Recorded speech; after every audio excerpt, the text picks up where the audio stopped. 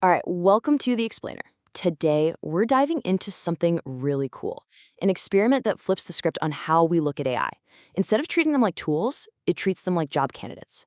Seriously, the whole idea was to figure out which one is actually cut out for the job. So think about it. If you're working on something complex, something creative, how do you really know which AI is the right partner? Standard benchmarks, they can feel a little empty, right? So how do you hire the right AI? Well, you don't just give it a test. You hold an audition. Yeah, an AI audition, moving way beyond those standard benchmarks. Because look, if you want to test an AI for a real creative partnership, a simple, shallow prompt just isn't going to cut it. So this experiment did something totally different. They used a deep context creative brief that basically plunged the AI right into the heart and soul of the project. And they called this thing a transmission packet. And you gotta understand, this wasn't just a test prompt.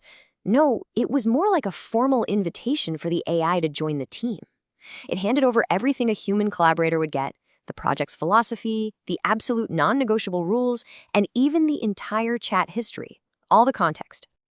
So this was a real test of dissonance. The project was called Pine Soul of Dissonance. And the audition? Oh man, it was built around this incredibly tough task. They had to translate the molecular structure of pine, the stuff that makes pine trees smell like pine trees, into a piece of audiovisual art. Talk about the ultimate test of balancing hardcore science with really abstract art. And at the very core of this whole thing was this creative tension. You can almost picture it like a fight between two opposing forces.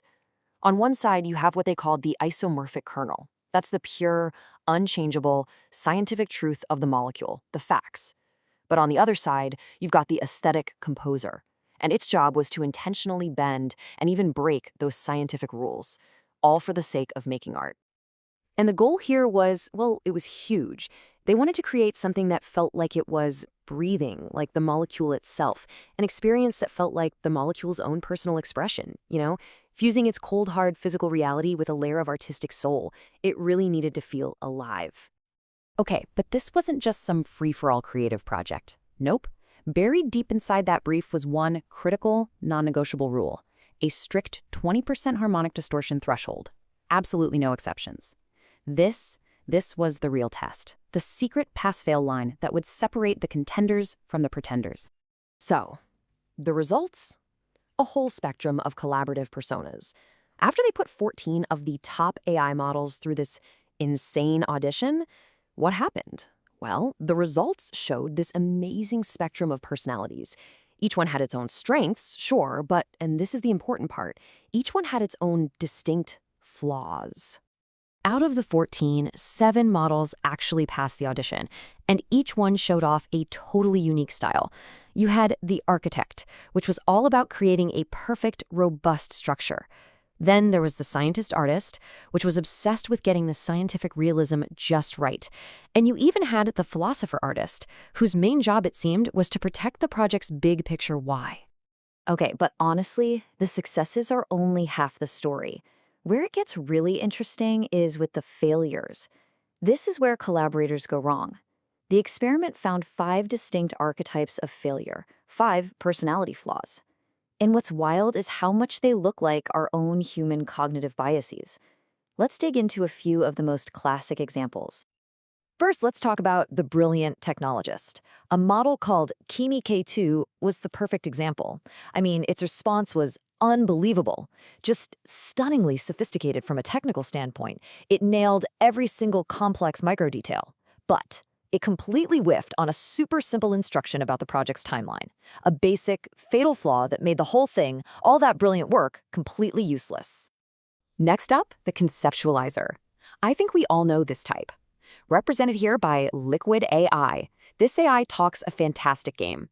Oh, it can go on and on about the high-level concepts, the creative ideas, the philosophy, but when it's time to deliver the goods, it can't provide a single piece of technical detail to actually make any of it happen. It is, quite literally, all sizzle and no steak. And another great one was the abstract thinker. This one, which was the Mistral model, totally got the art. I mean, it deeply understood the project's philosophy, its creative soul, but it completely failed the science. It blew right past that non-negotiable 20% distortion rule. It's like the classic artist who just cannot be bothered with the math. And that really brings us to the punchline. 50%. That was the overall success rate. After putting 14 of the world's most advanced AI models through this super tough audition, only half of them passed.